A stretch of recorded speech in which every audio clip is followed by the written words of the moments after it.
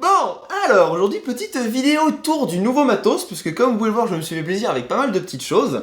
Donc je vais vous présenter tout ça, je vais aussi vous parler des prochaines vidéos, puisque j'en ai énormément en stock. Enfin, en prévision en tout cas, et des contreparties Ulule, pour ceux qui attendent les contreparties Ulule. Donc en premier concernant les contreparties Ulule, donc je n'oublie personne, hein, je suis en train de les faire, donc le poster est quasiment terminé, on va un peu le refaire. Le DVD ça va être le plus long, ça va être très très long à faire, parce que rappelez-vous que je suis tout seul à tout faire, donc c'est très très compliqué. Vraiment je fais au mieux, hein. Je fais vraiment ce que je peux, entre la fac, il y a personne pour m'aider, enfin ça prend énormément de temps, donc je fais vraiment comme je peux, donc soyez patients, vous en faites pas, vous aurez tout. Aussi le DVD, je pense que pour simplifier un petit peu le truc, je le mettrai en téléchargement, donc j'enverrai le lien qu'aux personnes qui ont le droit au DVD. Et après je verrai, parce qu'il y en a beaucoup qui me l'ont demandé, je verrai si je le vends ou quoi, enfin je sais pas, je m'arrangerai. Et pareil pour les t-shirts, je pense que je ferai quelques petits designs sympas et peut-être je mettrai ça sur Spreadshirt. Voilà. Après pour ce qui est des prochaines vidéos, donc ouais, j'ai pas énormément de temps pour en faire et croyez-moi ça m'emmerde bien plus que vous parce que j'en ai plein le cul de pouvoir faire des vidéos, croyez-moi j'ai énormément envie d'en faire, surtout avec ce qu'il y a là, ça démange de filmer quelque chose, mais 5 jours sur 7 de pas dispo, plus personne, c'est un petit peu compliqué, donc je fais vraiment au possible, hein, croyez-moi que j'ai vraiment envie, mais que c'est pas facile. Justement, un petit aperçu, un petit spoil de ce qui vous attend dans les prochaines vidéos. Alors, j'aimerais déjà en priorité faire un sujet, pour ceux qui me suivent sur Twitter, vous le savez, sur la termite, donc je vous laisse chercher, c'est pas la bestiole, hein, je vous laisse chercher sur Google un petit peu ce que c'est. Ensuite sur les fluides non newtoniens, sur la foudre, sur les armes à feu et à poudre noire, sur des bulles géantes, sur une explosion, sur... J'en ai des tonnes de sujets. J'ai au moins 10 sujets de vidéos super intéressantes à faire, donc croyez-moi, j'en ai des sujets. J'ai plein de trucs, mais soit il n'y a personne, soit il n'y a pas la place ici, enfin c'est super compliqué, donc voilà, soyez patients, ça viendra. Donc je vais commencer par vous présenter tout de suite le nouveau trépied, qui est là en fait, et ensuite l'objectif. Donc si vous voulez directement passer à la présentation de l'objectif, cliquez dessus là maintenant. Ou attendez 3 secondes, de toute façon je vais y en parler après, ça va, putain, elle est pressée là. Oh. Donc là, le trépied, pour ceux qui connaissent un petit peu le matos que j'ai, donc le Manfrotto que j'avais était beaucoup trop petit. C'est-à-dire qu'avec la FS 700 dessus, quand je commençais à l'incliner, même avec la vis serrée à fond, ça penchait tout seul. Donc ça m'allait pas du tout, et puis j'aime pas trop mettre une grosse caméra sur un tout petit truc comme ça, donc fallait que je prenne du matos en conséquence. Donc le pied, celui-ci, c'est le 0,55 X Pro B. Voilà, ça. Et la tête, donc ici, c'est la MVH 502AH. Ça, voilà. Donc venez que je vous montre d'un peu plus près tout cela. Donc le premier avantage de cette tête, c'est que la base est vachement large et le plateau rapide aussi, forcément, hein, sur ce trépied-là. Il fait à peu près le tiers du truc, donc déjà, il y a de la solidité. Ensuite, vous avez le réglage de la tension que vous avez sur l'horizontale, donc le panoramique, et le vertical, le tilt. Donc vous pouvez ajouter ici, hop là, rajouter du drag, donc vous allez avoir un mouvement qui va être plus difficile à faire, mais avec toujours une fluidité Manfrotto, hein, ça c'est évident. Quand on défait à fond le drag sur le panoramique, on désactive les frottements, voilà, c'est pas compliqué. Il n'y a plus du tout de frottement sur la tête, hein, voilà. Donc autre chose, la tête a un ressort de compensation, c'est-à-dire que, hop, vous voyez que si je penche en avant, ça remonte tout seul. Donc en fait, c'est super pratique ça, puisque quand vous avez votre caméra qui est posée dessus, et que vous commencez à l'incliner vers le bas, ça a tendance à pencher, et sur des trépieds standards, ça va pencher, ça risque même de se casser la gueule assez violemment. Tandis que là, du coup, votre caméra, elle penche, vous lâchez, elle penchera pas plus, puisque le ressort va forcer pour la faire remonter dans ce sens-là, comme dans ce sens-là. Ensuite, vous voyez là sur le côté qu'elle a 2 emplacements pour mettre des vis standard caméra au 3/8 de pouce. Donc ça peut être pratique si vous mettez par exemple un petit adaptateur vers du 1/4, les vis caméra standard, pour mettre un petit bras magique, du genre ça, du genre ces petites merdouilles. Du coup, votre bras, il va rester constamment avec la même orientation que la tête, et vous allez pouvoir avoir, si je sais pas s'il y a un éclairage ou si vous mettez un bras plus gros pour tenir un moniteur ou quoi, vous allez pouvoir le maintenir sans avoir à le clamper, sans avoir à le pincer quelque part sur le pied, donc c'est quand même très pratique.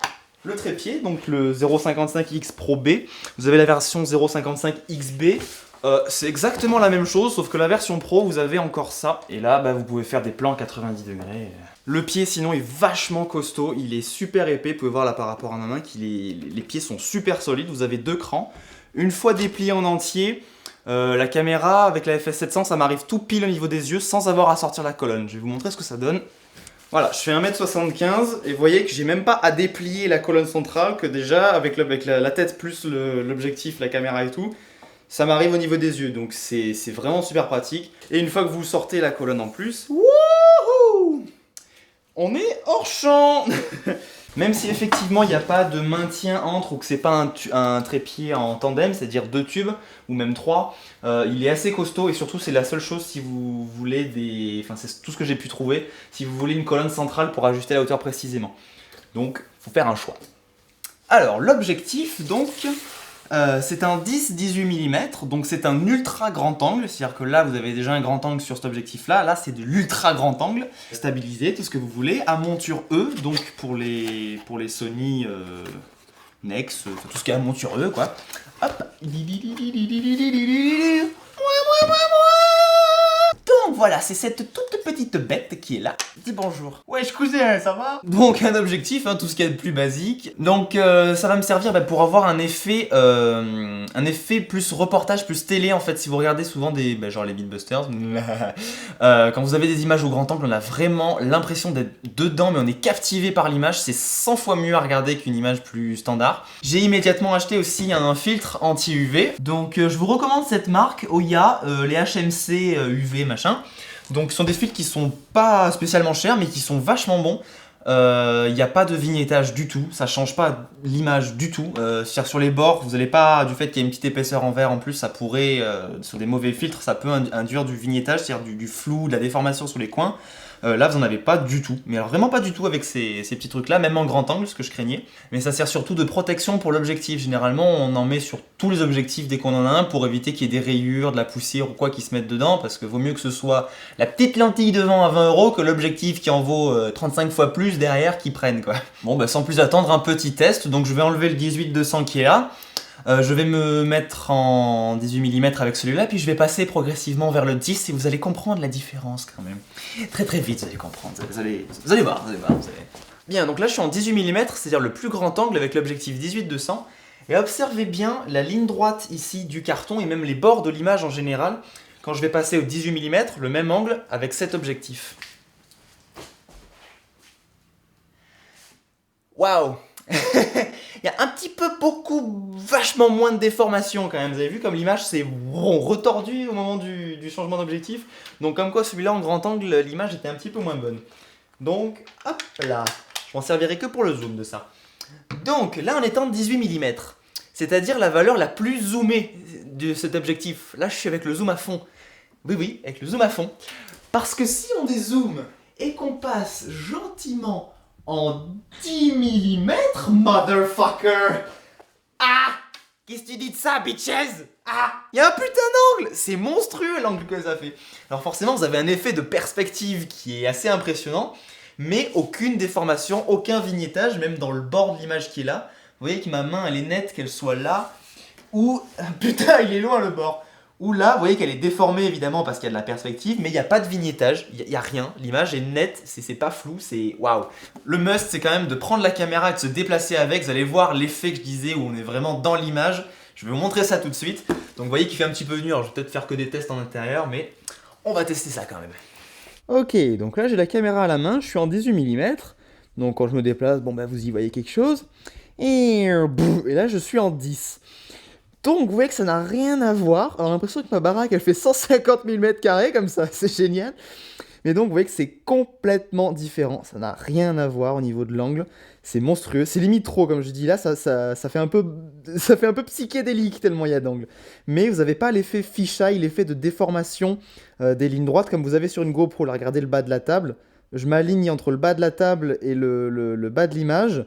C'est quasiment parfaitement droit. Si vous prenez des objectifs cheap, vous allez avoir un truc qui va être arrondi style GoPro, ça va être dégueulasse. Ah, bonjour les éclairages, oh oui. Alors l'avantage aussi de l'ouverture constante f4, c'est que du coup quand je vais zoomer, lol, voilà c'est très le zoom, vous voyez que la lumière ne change pas. Entre là Et là, il y a toujours autant de lumière. Alors ça peut paraître con, mais sur cet objectif-là, par exemple, quand je vais passer en zoom, l'ouverture maximale, ce sera plus 3.5, mais 6.3. Donc du coup, l'image va devenir plus sombre. Ça fait un petit peu pas beau, quoi. Donc là, ça, c'est au moins un des avantages qu'il a aussi. Allez, allons faire un petit tour dehors. Alors, donc voilà, vous avez l'effet 10 mm qui est là. J'ai fait des tests avec une meilleure luminosité, donc je vous les montre juste après. Donc voilà, l'effet 10 mm comme ça. Je vais essayer de pas me déplacer trop vite parce que ça fait vraiment limite trop d'angle, quoi. Tiens, t'en veux de l'effet bizarre? Je vais me mettre en 12. Hop là, donc là je suis en 12 mm. Et je pense que ce sera ça l'angle qu'on utilisera le plus souvent. Puisque vous voyez que la perspective, sur l'effet de perspective sur les côtés, regardez par exemple la porte. Vous voyez qu'elle se déforme pas trop quand on se déplace, donc c'est assez propre, et surtout ça fait cet effet grand angle style reportage, style Mythbusters, style tout ce que vous voulez, style YOLO swag. Je vais me faire lyncher. Oh putain. Oh fuck. Oh putain. Run motherfucker. Run. Get to cover, shit. Ils ont fini? Ils tirent plus les chasseurs? Ah non. Non, bon bah ça va. Ceci est le swag. Bref, allez, je vous montre des petits extraits de ce que j'ai filmé en découvrant l'objectif en plein jour. Donc là, nous sommes en 18 mm et on va passer en 10. Wow. Voilà, ça c'est du grand angle. Salope. Waouh.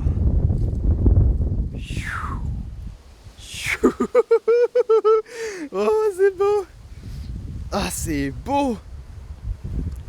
Ah, c'est magnifique. Oh là là là là là là. À la Skyrim. Donc à partir de maintenant, on va aussi utiliser cet objectif pour avoir des putains d'images. Je vais vraiment vous faire des vidéos de balade. Donc attendez-vous à des trucs super cool. Salope. Putain d'angle. C'est beau. Donc voilà les amis, je vous conseille de vous abonner à cette chaîne secondaire si vous voulez plus de vidéos et de me suivre sur Twitter si vous voulez que je vous raconte ma vie tout simplement. Voilà, allez. Regardez, je fais du plank twerking. Mes couilles.